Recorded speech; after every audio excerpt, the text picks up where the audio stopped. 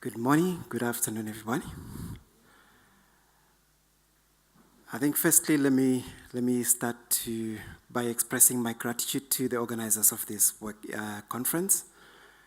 I really appreciate the invitation to come and share some of the activities that we do at MinTech. I was sitting at the back for most part of the talks that I've listened to. I found myself needing Google to understand some of the concepts that you guys were sort of dealing with because I come from a different area. Nonetheless, I appreciate being schooled and learning new things. And I do hope that with the few things that we've put together, you will be able to enjoy and see some possible synergies that we can be able to do something along those lines. My name is Lucky. I'm from MinTech. I'm going to talk a little bit about it so that you have a sense of where exactly I am from. I was hoping that someone will come and introduce me, but it didn't happen, but that's fine. All right, the MinTech is a science council founded as far back as 1934. It's becoming an ancestor of science councils.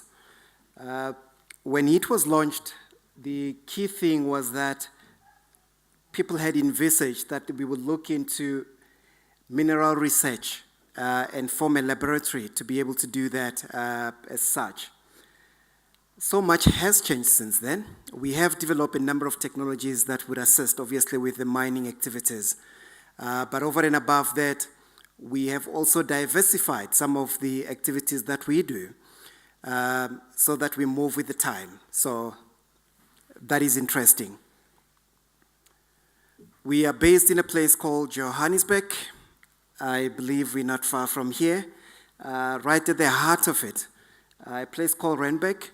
One of the things that's known about MinTech is that we're quite big on piloting, scaling up some of the products that we generate, demonstrations and things like that. We're quite big on that because we are really set up to do such things.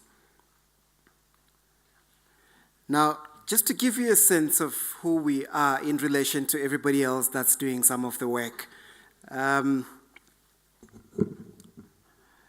So if you look at the value chain of mining, we're more on the downstream of things. Value addition is basically what we do the most, the group that I'm going to talk about in a short while. But we cover from that all the way to concentration. So we do have a lot of expertise in these sort of areas. And if you compare us with the CSIR, you would see that they cover a broader spectrum than we do. All right, so where I come from at MinTech is an entity that was launched by DST. It's called the Nanotechnology Innovation Center, NIC. So when you see NIC, just know that's what I'm referring to. We have set up this group to deal with 4 different groups to be able to deliver on the mandate that was set for us by both the government, Department of Science and Technology, that is, and all the necessary stakeholders that are involved in it. We look into the health and water, but to do that, we've set up different groups. So we've got a group that looks into biolabels. These are biomarkers. We develop biomarkers and use them for diagnostic purposes. We develop sensors. It ranges from biosensors to gas sensors, if you will. And then we do the development of membrane technology for water treatment. At the heart of everything here, we've got the nanomineral group that looks into some of the minerals that we have and see if we can add value to them by using them to develop technologies that we can be able to use moving forward. And so I will restrict my talk to nanominerals or the material side of things. All right, so what is the drive really behind what we're trying to do? It's quite simple. We understand that South Africa is endowed with a lot of minerals, and the choice of the materials that we deal with is as such influenced by this little map that you see here. And all we're trying to do is to say, could we take some of the minerals that we have, that we know we mine in the country, and make use of them to develop some of the solutions that are much needed by the country, in aligning with, obviously, the priorities that the government has set up for everyone in the country. So, there's no limit to how many materials really we can look at. But if I told you about most of them, we will take too much time. So I'm going to restrict this to gold as the model material, but this will sort of give you the sense of how we are approaching this material fabrication type of a thing at Maintech. So if you look at it, we have materials ranging from metals, metal oxides, most of which we mine from here, and then we try and make use of that because we have them. We try and obviously beneficiate them so that we can add value to the society and create opportunities for those who probably need them the most, using all this, the endowment that we have. All right, let's get into it. So as I've already said, gold is a little element that you find in the periodic table. I think for most of us, we know it to be one of those materials that are chemically inert, so its reactivity is really very limited. But there's so much that can happen. Of course, we're familiar with some of the things that we do. If you hammer it into some of the products like jewelry and many other, I'm not so sure about that, but those who know will probably know it better. You're really very limited in terms of what you can do. But when you go nano, so much changes. And I think from outright, one of the things that one observes as a change is that gold is often synonymous with the color, the yellow, golden, some call it. But when you look at the kind of gold that we have, it even changes color. That tells you immediately that in terms of the optical properties that you have, those may change as a result of going into a nanoscale. And our job is to say, what can we do with all these changing properties as you go small? And that's what I'm going to talk to you about from this point henceforth. All right, so of course, it presents different anisotropic morphologies. So you could have it as spherical nanoparticles. You could have it as rods. These are possibly the commonly known morphologies of gold. But it goes beyond that, in that you could have particles that are somewhat like this. I'm not sure if you really have a good view of it. But if you look at this little crystal here, you would appreciate the fact that it's a three-dimensional type of a crystal with multiple facets.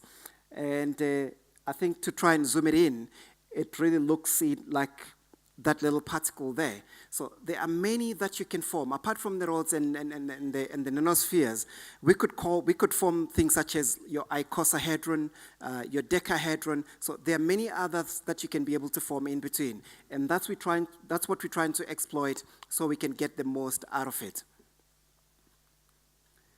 While we're still on the rods, it is important as well to know that it's, one has to control the aspect ratio. So the ratio between the length, over the diameter of this is important. And I'm going to touch a little bit on this when we talk about the possible toxicity presented by some of these materials. Right. What I've presented to you is what we do when we do what we call bottom-up. So you do nucleation and you form new materials, just like that. But you can also approach it from top. There are various techniques such as ball milling. Lithography is one of them, perhaps even a little bit more exotic, if you will. But we try and use that so that we can control. I think in keeping up with what Dr. Richard Feynman said a few years ago, that imagine when you can control materials atom by atom and make them to be and to do what you want it to be. Now, what we do normally when we do the bottom-up is not really controlling. If it is, it's not absolute.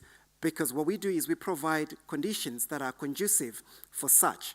Temperature, pressure, all those kind of conditions. But you're not really controlling. Where you are able to control is if you are able to make everything look the way you want it to be. And the top-down tends to offer you such an ability to do. And that's what we're trying to take advantage of. But you need infrastructure in place to be able to do that. We're fortunate at Maintech. We have things such as lithography and the clean room so that we can be able to fabricate some of these materials. I think this is just a short description of how it's done. We have both the electron beam lithography as well as the optical lithography. The optical may be a better option in that you've got a higher throughput, and that helps you a great deal in terms of how much you can generate at a time, although that gives you the depth that you may need at a time. All right, so when you do that, the advantage of it is that you get particles that are almost templated to exact size, if you will. The difference really is very little, and that's important if you want to reproduce material. If you want to evaluate the toxicity of some of this material, it is important for us to know exactly if we can control the size. If we can control the size distribution, the wider it is, the more difficult it becomes for us to be able to do and to repeat what we want, because you've got variations like that. Sometimes we take the gold that we make, coat it for various applications. I'm not going to delve too much into the application, but for example, you could make an iron oxide nanoparticle, make a core shell with gold, so you can give it properties that you desire to have. You can end up with a gold nanorod, as we've already talked about it. The good thing about this is that you almost choose what kind of properties you want to have. You try and control all the shells, all the layers. Of course, it takes quite a bit in the lab to try and get this right. But that's important for us to do, because if you want to make use of this material for application, it is important that you are able to control it with precision. We also add some of the biological molecules, something that most of you perhaps may relate to. This could be in the form of proteins or anything that you want to do. So you make smart materials for very specialized functionalities that you want to have in the material. But the whole process of doing this is it really takes some engineering of this so that you can be able to do what you want. So it's not as easy as it looks. It's something that you must be willing to do. It costs quite a bit to get to it. And I think the better analogy to try and explain it is the key and lock analogy, which most of us can really be able to understand. But more specifically, what we try and do is we're not just making materials so that we can evaluate or assess the properties that they have, but we make products out of some of these materials before we even think of making use of them in developing products or technologies that we can be able to use. So as you can see, we also look into scaling up some of the materials that we do. The science of scaling up on its own is a science, and it's complicated. It takes quite a bit, but we have the skill to be able to do that. And you can see the price on the other end to show that we actually sell them. But what about the quality of some of these things that we make? The fact that you have OECD taking some of this material for testing from us, it really is a testimony that we do make materials with high quality. We also have staff members sitting in the so-called ISO TC 229. It's got different working groups within it. Part of it is nomenclature, looking at also the devices, the medical devices that we fabricate. So we are part of that in terms of developing the standards. And that goes to show that we are committed in ensuring that we're not just producing materials, but the kind of materials that we produce have value, and they also have the quality that's required if you were to have this as products. We can have them as monolayer protected clusters. We can have them as bioconjugate, and of course the scale-up that I've already talked about. All these are necessary if you are to consider this as products. But what about understanding the interfaces? I'm not sure if I'm deviating too deep into the kind of stuff that we do, but it's very difficult to control, to measure, to also model the interfaces. But one thing we know for sure is that we know the interface somehow influences the electronic properties, it influences the electronic structure of the materials that you're dealing with. Now that's important to us if we can get to that point, because then we're talking the science that really explains exactly why and where some of these materials are formed. All the different planes, for example, how the materials are being formed, that's important to us, because if we are to control, we ought to know exactly where they grow and why they grow where they do, so we can be able to control that. But that takes quite a bit for us to do. So you can make all sorts of materials, But if you have no idea where they end up into the environment, both as loose materials, but as well as the bound materials into some of the products or some of the technologies that we make, it means nothing. One has to have a good understanding of where exactly you're going. And so that's important. We look at the life cycle, we look at the transport of this material, and of course the fate of this material into the environment. That's important. And perhaps where most of you come in is that we also need to look into toxicity. Now, this is not our forte. We're not big on toxicity, but we partner with people who've got expertise in such areas. Entities such as your NIOH, Mary Gulumi is not here today, but we work with her quite closely to ensure that we understand the toxicity level and the type of toxicity that happens with all the materials that we make. We try to account even for those materials that are bound into technologies so we know exactly what they can do to the environment, to humans, and all of that. And of course, we do have the infrastructure to do the preliminary studies on toxicity, so we sort of get a sense of how bad some of the materials we're dealing with are. Now, I'm moving deep into stuff that most of you might not appreciate, but we are about electronic devices. So the kind of materials that are needed, sometimes you work with what we call the hard materials, and I'll explain in a moment what we mean by hard materials. If you look at, for example, group 3 to group 5 in the periodic table, you do form some interesting, hard materials. You want to control their structure. You want to make use of the catalyst. Gold nanoparticles come in handy as a catalyst to produce some of the materials that you need. I'm not going to talk much to it, but I'm going to choose indium nitride as the model material to try and show you exactly what we're saying about it. So these are some of the properties that you're looking or seeking to control. The band gap, if you can be able to fine-tune that, make it larger or smaller depending on what you want to do, that's important for you to be able to do if you have some application in mind.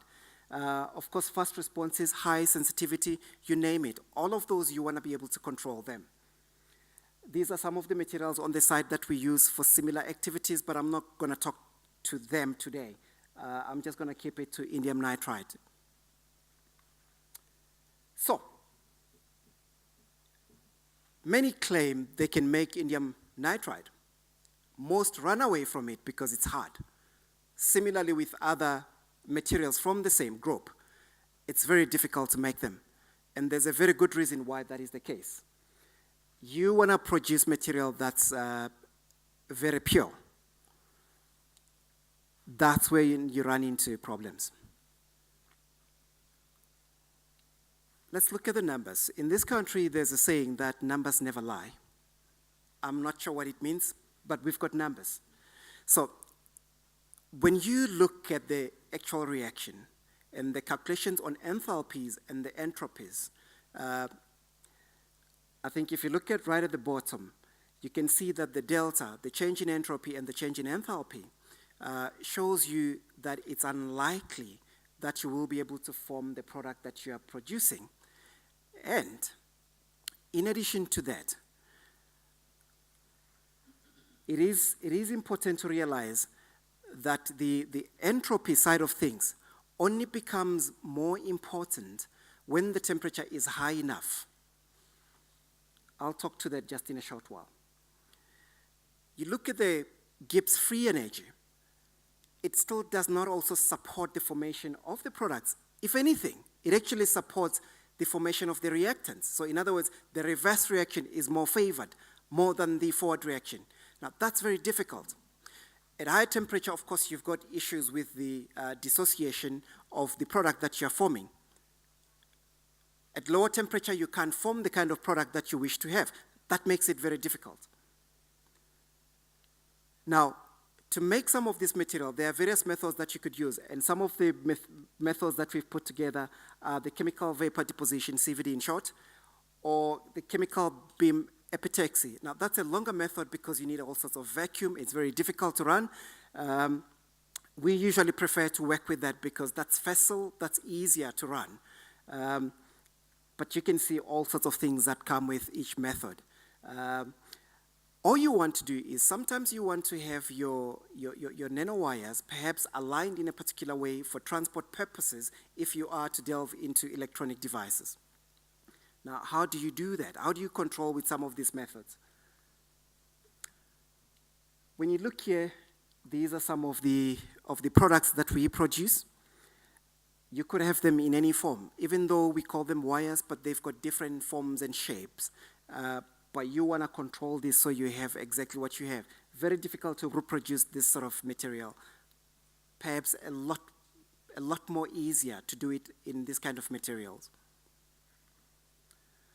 Then how do you do this? So typically, you would do the spin coating of this polymer here. I think most of you would be familiar with that, or at least it's easy for you to deal with. Using electron beam lithography, you are able to draw the patterns as you wish to have. And with all the exposure, you are able then to drop cast your gold metal. In other words, you deposit it on the surface as you've already put it, so that you can control even the size. Now, what I've done here is more than just preparing some catalyst in the preparation of these nanowires, but rather what I've done is, as I've already shown earlier, is that we've made gold nanoparticles the way I told you that using lithography, you can be able to make the size that's almost the same for all the particles. In other words, you don't have to worry about the size distribution because all of them are very close to one another. This is what I'm talking about. Now, these are the materials that are close to each other. This is when you talk about top-down synthesis of these nanostructures. This is amazing. This is ideal for anybody who's got hands to go to the lab. This is what you want to achieve. It's perhaps even more so to those who are into drug delivery. You can imagine if you're trying to somehow encapsulate some of the material into drugs. If you've got a huge variation, it will be very difficult to get the kind of efficacy that you're trying to achieve because the materials are just way too different. But this is ideal. So, their mechanism in terms of how these nanowires are formed. Back to the nanowires again. So if you look at it, so the gold nanoparticles that you make, you put them on a substrate. So you immobilize them on a substrate, and then you bring your reactants so that they form the product that you're trying to do, and you grow them. The important thing to realize is that there are various mechanisms of growth. Sometimes you grow, for example, with the catalyst on the tip of your nanowire. Sometimes the nanowire may grow on the catalyst itself.